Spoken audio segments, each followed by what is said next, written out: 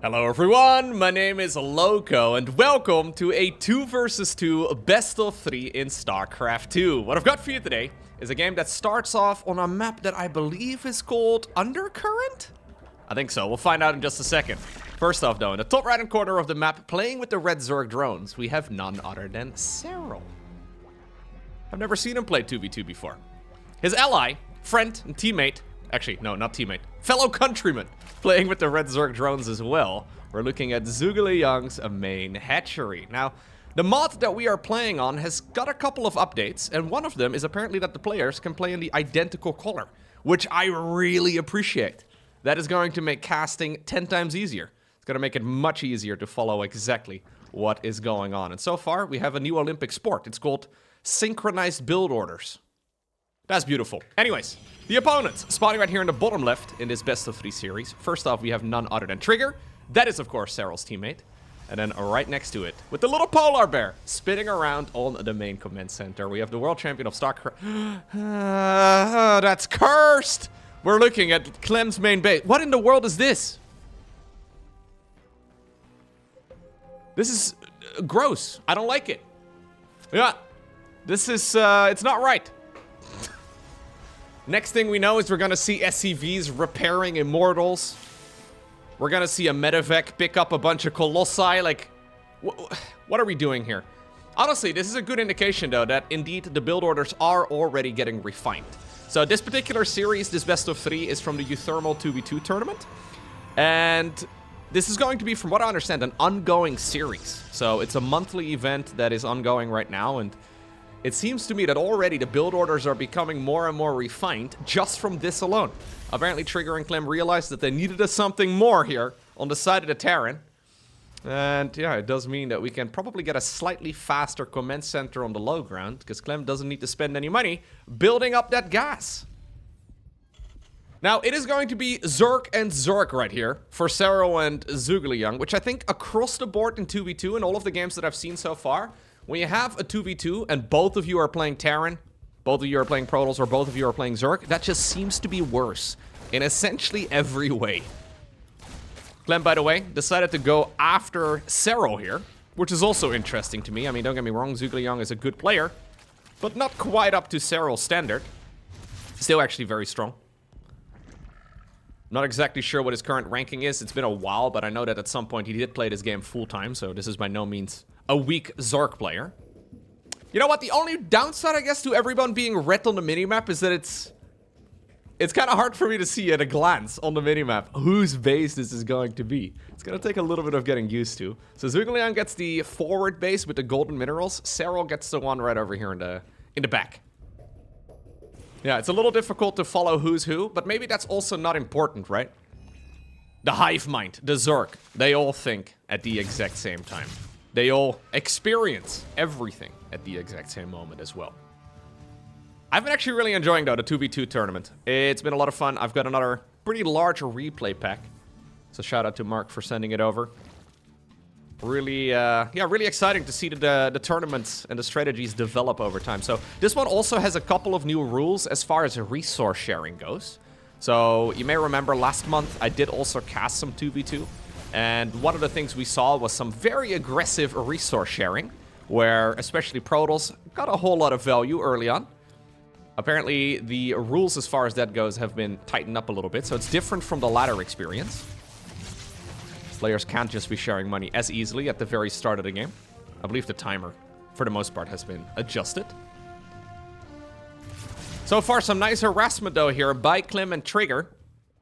Getting a bit of damage done, nothing all too crazy, but 2 drones is better than nothing. Obviously, though, the Zergs have been taking their expansions really rapidly. Clem, for now, just mostly harassing wherever he can. Seems like the Zergs are still mostly following synchronized builds.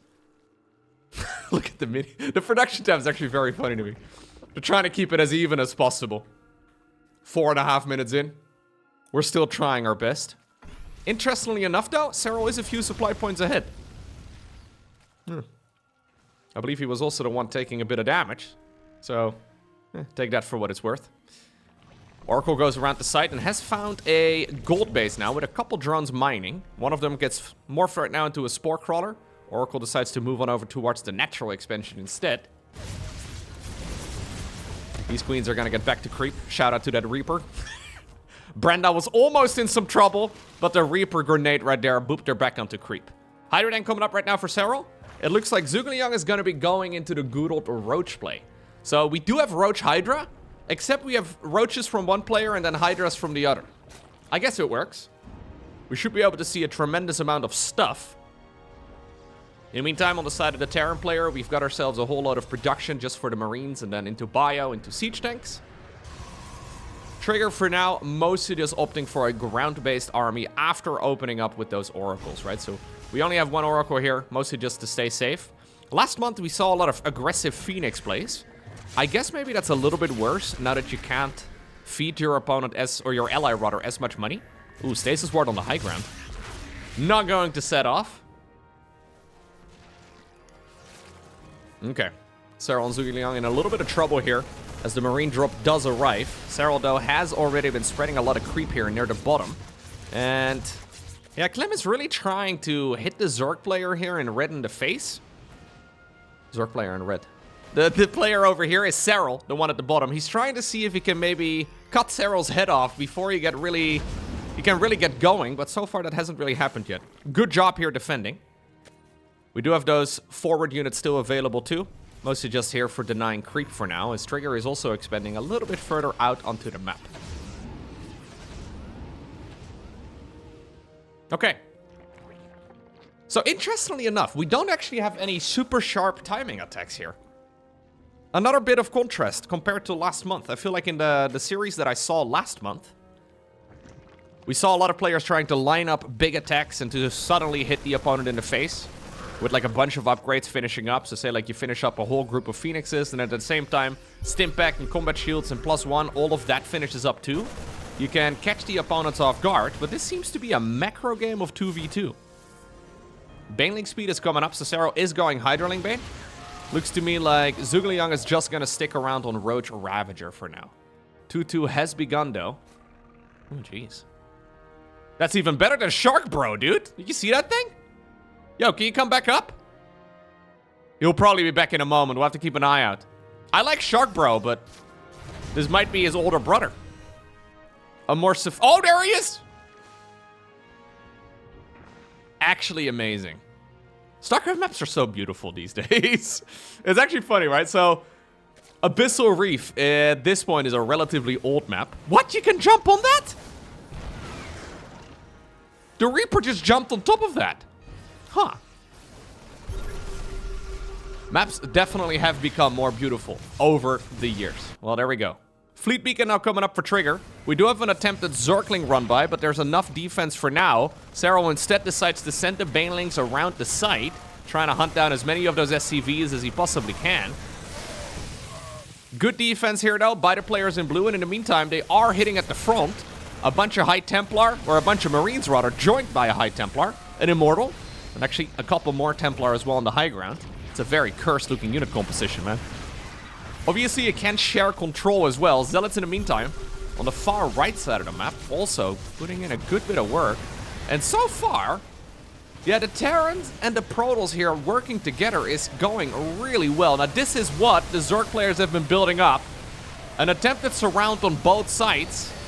Lings and Banes are starting to run forward as well. Roaches are, though, getting cleaned up on both the left as well as the right.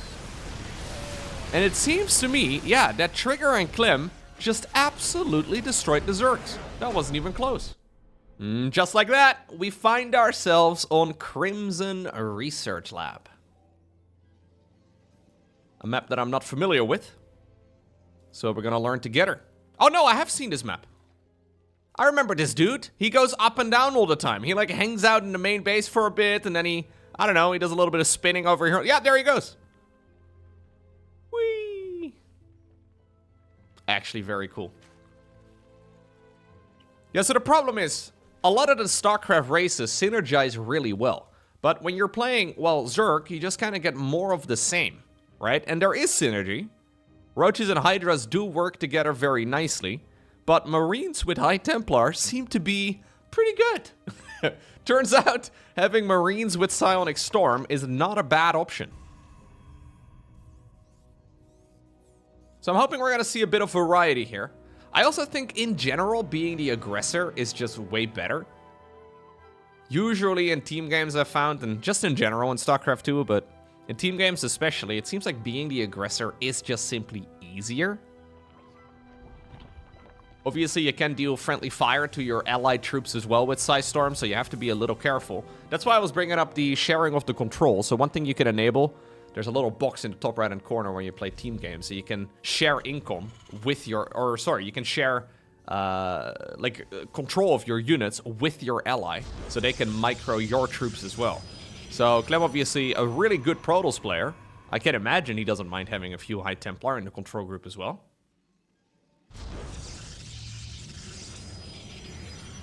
What else do you have as far as synergy goes where you play Zerg? I guess one of the big advantages is that both of you benefit from creep quite a lot. So if you're both focused on creep spread, you can theoretically just get an awful lot of stuff out on the map and you can goop up all of it. So that's a possibility and something that can work in your favor when both of you play Zerg. You get a lot of Overlord vision shared, obviously, too. Although that's not necessarily a benefit that only you get when two players play Zerg. The maps, though, are very large, right? So, if you were to be playing this on like a 1v1 sized map, you could spread creep ridiculously quickly to your opponent's third base or whatever, right? Like, you can spread creep very rapidly all around. We did have a ping over here, apparently. But not really relevant, I don't think, for 2v2 maps because they're absolutely ginormous. So spreading creep around is gonna, be effective and it's gonna be nice. But in my mind, it doesn't synergize as well as Marines do with, well, for example, Phoenixes or, for example, High Templar. It is once more going to be a Stargate build here from Trigger. Hatchery will be taken here. That's the retreat key. Not sure who used that, but maybe this was just to mark that there was indeed an expansion taken. Yeah, I really do believe, and obviously I don't really know for sure, but I really do believe that playing two different races is way better in 2v2 than it is to play two of the same. Now, Zhugeliang is also a Zerg player. Serral's Terran is known to be really good. I'm sure his Protoss is strong too. So it's not like he can only play Zerg. He'll be fine, but he can play everything. Yeah, and one thing you do run into when you are a StarCraft player is that generally you're not very good at communicating. This is a real issue you run into, right? So something that you learn when you play a MOBA, like League of Legends or Dota or whatever, you need to be able to communicate with your allies. A very important thing, right? When you're playing a defensive macro game, and you actually have to explain to your ally what you're thinking of and how you're thinking of approaching it, it adds like an extra layer of difficulty to it that can be practiced, but I do believe that playing the macro game is just a bit more difficult because of it. You need to be in voice chat, obviously, and need to be talking about what's going on, but communication, it's a different skill set for sure. Now, great scout right here by Trigger. He will see that Serral is going mute us. Phoenix immediately starts up for Trigger on the back of this as well. Oracle is going to pay the price, though, and that is costly. I really don't want to lose that. For now, it looks like Clem and Trigger are going to be the ones playing the macro game instead. Roach speed coming up for Zhugeliang, so he's basically doing a very similar build to what he did in the first game. Do you still commit to the Mutas here regardless? Doesn't really seem that effective. I mean, Stimpack is just seconds away from finishing already. Obviously, the map is enormous. Zhugeliang is going Hydra and Roaches. Serral does indeed have the Spire now done. He got some gas to deal with, but I don't really think it's going to be too effective. Already a second Stargate is coming. Trigger is happily making more and more Phoenixes. Oh, okay. We're going Corruptors. Serral's doing a 2.5-ish? Yeah, 2.5-ish base Corruptor rush. Is he going straight Brute Lords? Is that the idea? I'm not sure. I think he probably wants to go into Lurkers now. Makes the most sense. Just use the Corruptors for base defense for now, but that's very risky because it means you're super reliant here on Zhugeliang to try and keep all of this going. Clem will now see exactly what's going on. I guess the Corruptors can be used against any of these flying units, but Medevacs are fast, and it's not like Phoenixes are absolute garbage. As a matter of fact, Trigger's looking at this right now, and he just continues building additional Phoenixes. He could certainly go into Void Rays if he wants to, which is not a bad option whatsoever. Does he go for that now? No, he's just going to double down. So Trigger believes that this is mostly a bluff. He realizes that Zerg can't really go into like dozens of Corruptors. It just doesn't really make any sense. So Serral wants to make a transition right now into Lurkers. He's going into Hive, meaning that Phoenixes are going to be able to dominate the skies. Fleet Beacon comes up on the back of this too. So Trigger probably is going to go for the Anion Pulse Crystals. That's their ranged upgrade for Phoenixes. And then maybe straight into Carriers. And it looks like as far as the strategy game goes, the Terran and the Protoss are once again significantly ahead. A little bit of a counter-attack here though. Keep in mind that Corruptors deal a lot more damage with the Caustic Spray ability as time goes by, but enough Marines close by to push these units out of the, well, out of the area for now. Trigger moving up, trying to just grab whatever he can. Phoenix count is growing quickly, and there is indeed the Anion Pulse Crystals, so that's additional range for Phoenixes. One of the most underutilized upgrades in the game, but in the right situation, it's so powerful. So this basically just adds additional range to Phoenixes. Doesn't sound like a big deal, but suddenly they can kill everything and really stay out of range of a lot of stuff too. Like Hydras have to commit way more in order to get close to it. You can quite easily lift up a bunch of, like, say for example, Lurkers too. That's exactly what Serral's going for right now. So he does arrive at Hydra Lurker with a bunch of Corruptors for support eventually, but already the Terran and the Protoss are advancing. Looks like the Lurkers may be just barely at the correct timing. Zhugeliang does have a good number of units as well. He needs to be running them on over in this direction. That's exactly what he does at this point. Okay. Ooh, Lurkers get scanned just barely in the nick of time. There's a lot of Hydras on the back of this too, so I think Serral is going to be able to keep this alive, although Clem is going to test the waters. He needs to be very careful. Obviously going into Vipers here for the Zerg players would be difficult too because of those Phoenixes. Now the Phoenixes have a little like neon pink-ish sign whenever they attack. That's the indication that the upgrade is done for the ranged. Look at him stacking all of this up together. Just hitting whatever he can. I don't think this choke point is beneficial though here for the Marine player. Terran is going to get pushed away for sure. But you know what? The Marines are still getting very effective trades. He's still just making Phoenixes. We're already at 21 Phoenixes. He's got one Adept that just has been sent to the front as well. 2 additional Stargates coming up.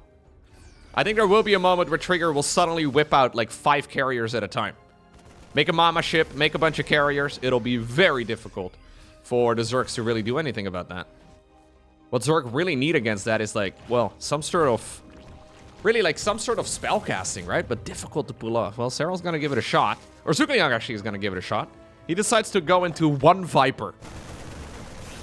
Yeah, there's a good chance. Actually, there is one out already here as well. But there's a good chance that those units are gonna get sniped by these Phoenixes before, well, the Vipers really achieve anything. Blinding Clouds, though, are, of course, long-lasting. So if you can get a good hit in, it could still be useful. Oh, okay. This is also really lovely. Great move right here by the Terran and Protoss. And they just look like a... they look like a well-oiled machine, right? Looking at these games. It just seems to me that Clem and Trigger really have a good understanding of what their ally is doing right now. And Serral and Zhugeliang are mostly just chasing after the fact. They still have a good army. Serral, though, has been knocked down all the way to below 100 supply even. He's got Lurkers and all that, but the Zergs are mostly treated right now as punching bags. Do you ever feel like a... no, that's not how it goes. Anyways, that's how the Zerg players feel right now. Poor little Roach. To add insult to injury, Clem going into the Ghosts. A really good counter against what is, in my mind, pretty much the only option right now for the Zergs, and that is to have a strong ground army with spellcasters for support. These are going to be good against Lurkers, they're going to be good against Infestors, they're going to be good against Vipers, they're going to be good against everything. I feel like Terran and Protoss at this stage in the game have an answer for everything the Zerg players want to do. This is so sick. A little bit of a flyby. Grand Theft mineral line over here. Just flies by, murders everything, runs away. In the meantime, the lurkers that Serral does have, not achieving much on the right side of the map. Clem and Trigger just looking absolutely dominant here. He's trading out Marines for super expensive units. Oh, he's found the Vipers. He doesn't care about the Hydralisks anymore either. We do have a Parabomb, so we are going to have to see a Splitty. Yeah, good Splitty. Nice moves right here by Trigger, who now gets... Oh, if he wanted to, he could get every single one of these Vipers in response. Instead, though, he wants the entirety of the ground army, open up the front door for the rest of the Terran forces to flood through. Tempest, indeed, we're coming up. High Templar on the production tab, too. But none of that is needed. GG. I'm surprised with how one-sided that really was. Honestly, didn't look like they stood a chance in that first series of the day. Well, their next opponents are not quite up to the same level. We find ourselves in the next best of 3 series. This one takes place in the very first game, at the very least, on a map called Undercurrent. It's once more Serral and Zhugeliang in the bottom left, but in the top right we now have a Replicant playing with the blue Terran pieces, and then right next to him we have Tiger. Not familiar with these players, but these games were included in the replay pack. So I figured we'll go ahead and have a look. Now, I feel like so far, our Zergs have just not been able to get going. They just haven't been able to get the ball rolling. They're trying to do that thing where they absorb every single attack and then they eventually overwhelm. You know, it's that playstyle that Serral employs in like 99% of his, well, 1v1 games. And it's earned him a, you know, a pretty good set of money over the years too. What is Serral's total earnings at these days? I'm not even sure. Let me have a look. Serral, I think it's like 1.5? 1.6? Yeah, oh, almost already at 1.7. Yeah, not bad. Not including team salaries and all the rest of it. So he's been very successful playing that very defensive approach and just absorbing every attack like a sponge and then at some point just, well, overwhelming the opponents. And that has been the go-to approach here as well in these games, but I'm secretly hoping that we do get a bit of a change of pace right now from our Zergs, because so far it does not really seem to be going particularly well. For now, though, we have synchronized production tabs again. And once more, it is a Terran and a Protoss.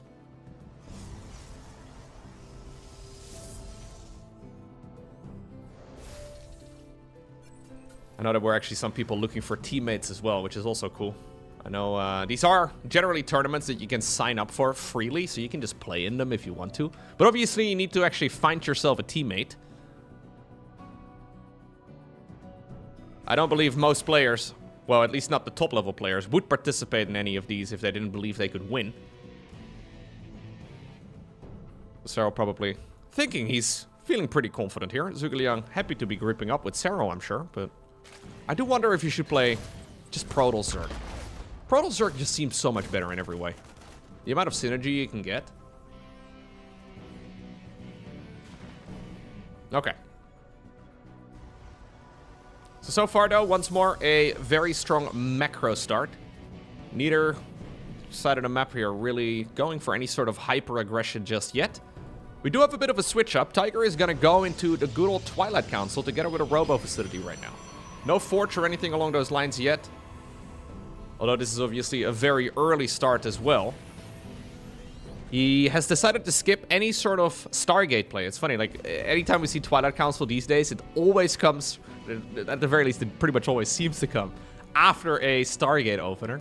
This is straight Stargate, or straight Twilight Council, rather, with a Robo facility as well. And it's going to be a Dark Templar rush. Really? Fair enough. I feel like this is the type of attack, though, that Zhugeliang and Serral are going to be really well prepared for. To be fair, say hypothetically, right, you have a chance to play a series against Clem, or you get the chance to go up against, like, for example, Serral. What do? What do you go for? Option A, do you play macro? Cross your fingers, hope that somehow you're better than them? Option B, cheese them as hard as you possibly can. Fusion Core coming up. We're gonna go into a prism as well, so we're gonna put the invisible men onto their private plane. Serral, though, doing Serral things. And he scouts everything! Yeah, that sucks, dude. Your Dark Shrine and your Fusion Core just got spotted.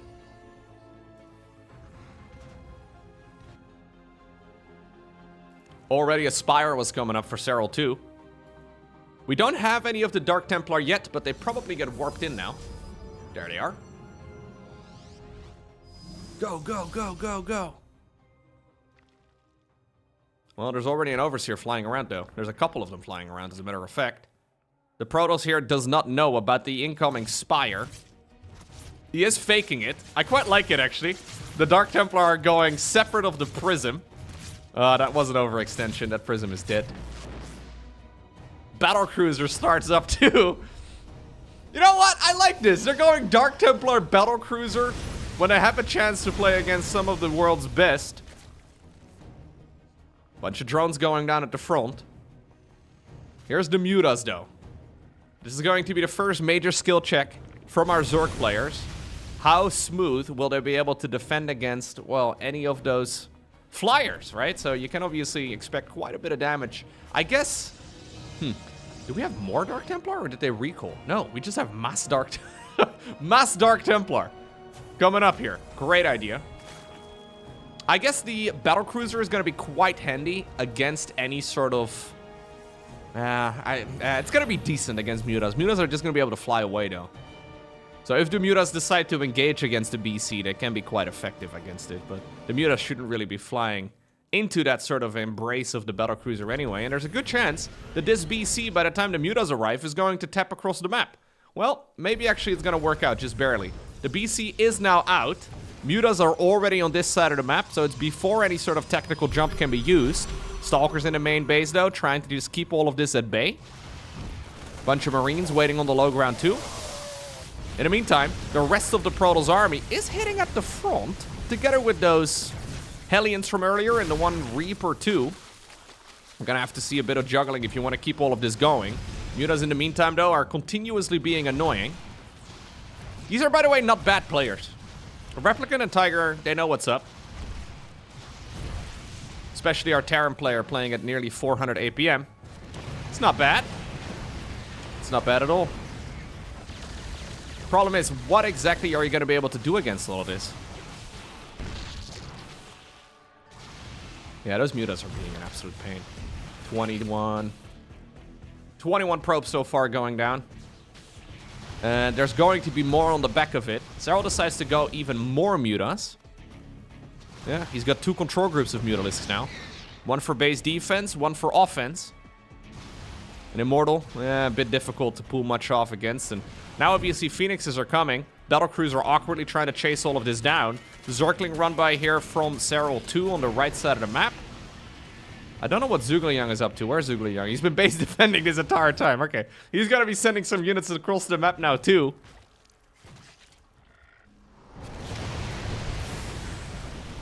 Okay. Mutas over here achieving quite a bit of damage. And now the Roaches get to also join in the fray. So far, Zhugeliang just gets to do whatever Serral tells him to do. That's at least the vibe I'm getting.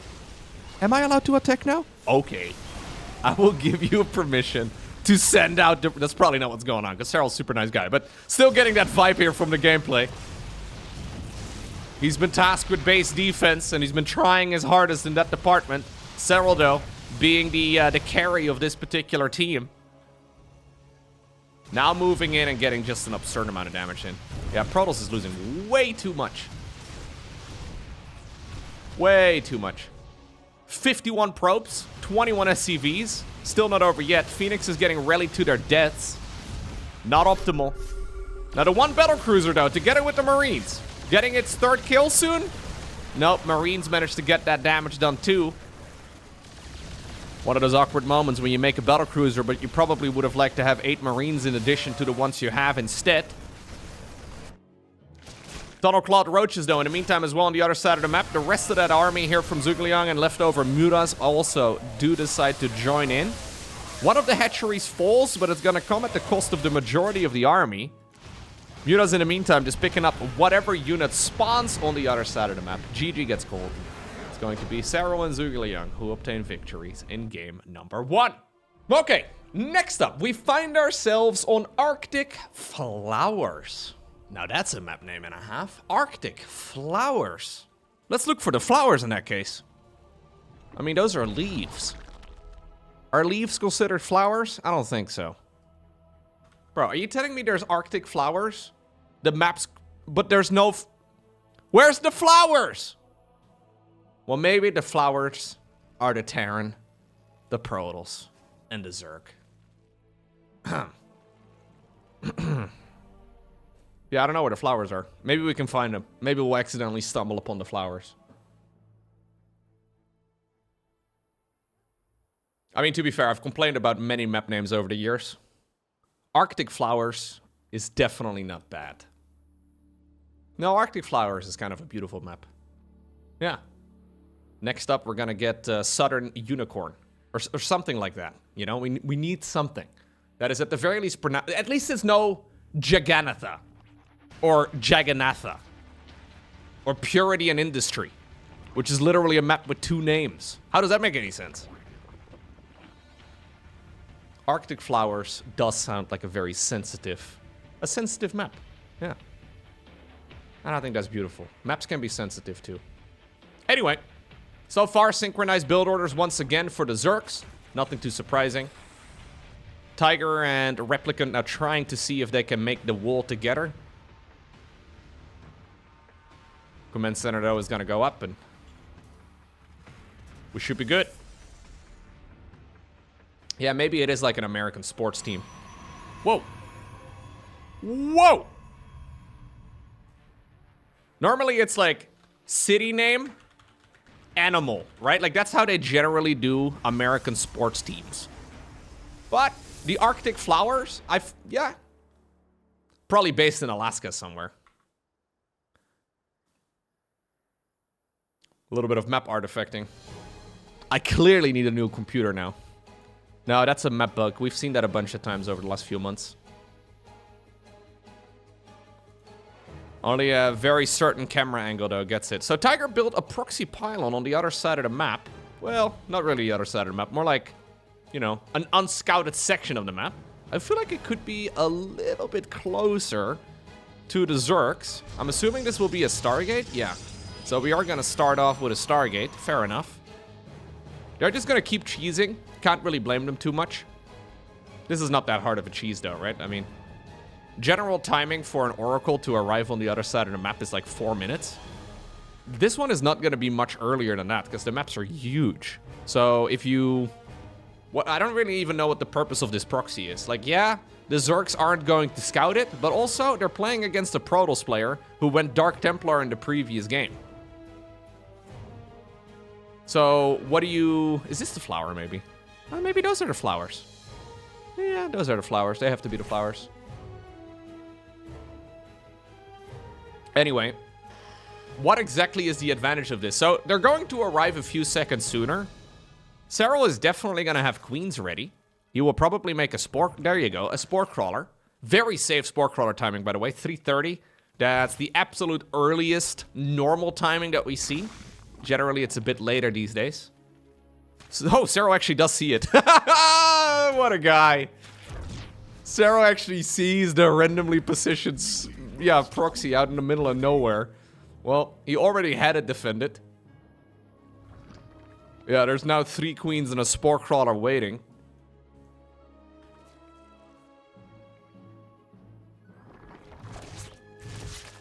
Oh, well, there's a lot more. Zhugeliang also joining in now. The queens are all hanging out together, apparently. And this is one of the most useless proxies that I have ever seen. One Zergling has been tasked with shutting this down for good. You know what? It may just be able to accomplish its job. Losing the pylon is actually quite annoying now. Interestingly enough, upon losing the Stargate on the right side of the map, we're adding on additional Stargates inside of the main base. I mean, they're not going to suspect that you're gonna go for more Stargates after you've just lost your Stargates, I guess. So this is likely going to be a Phoenix transition. At least that makes sense. And this was actually a good bit of damage here by Tiger. We got 5 drones in total. Not bad whatsoever. And Serral sees it. This is actually Zhugeliang's overseer. Never mind, not going to give Serral the credit. Zhugeliang sees it. One of the Stargates gets cancelled. Another Oracle gets added in the mix instead. Yeah, they're just not getting going here. They're trying their best to be cheeky. But I think what they probably need to do is like just timing attacks instead. The idea of cheesing Serral makes sense in my mind.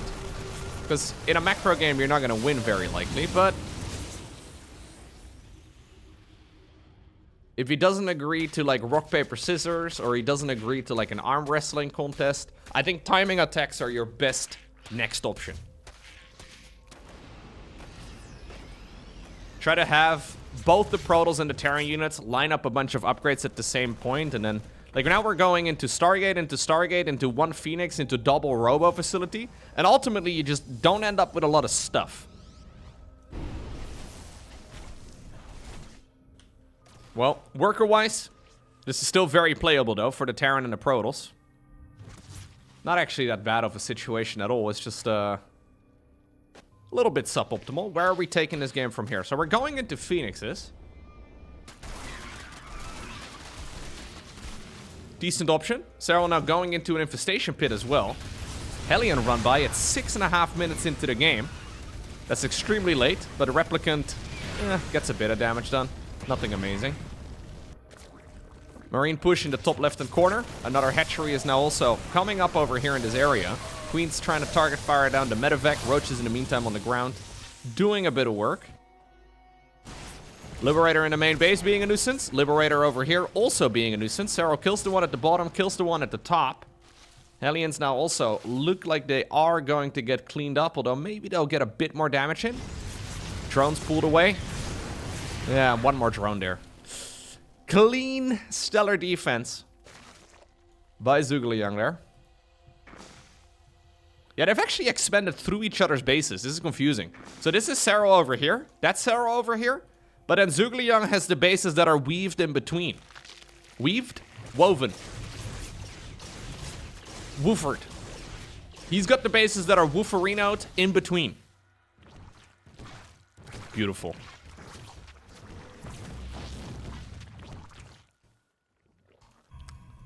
Storm coming up. Gets scouted here immediately by Serral. Robo Bay coming up. Guess what? Also scouted with the exact same overseer. It's almost dirty sometimes, man. Alright, well, lurkers are on the production tab now, too.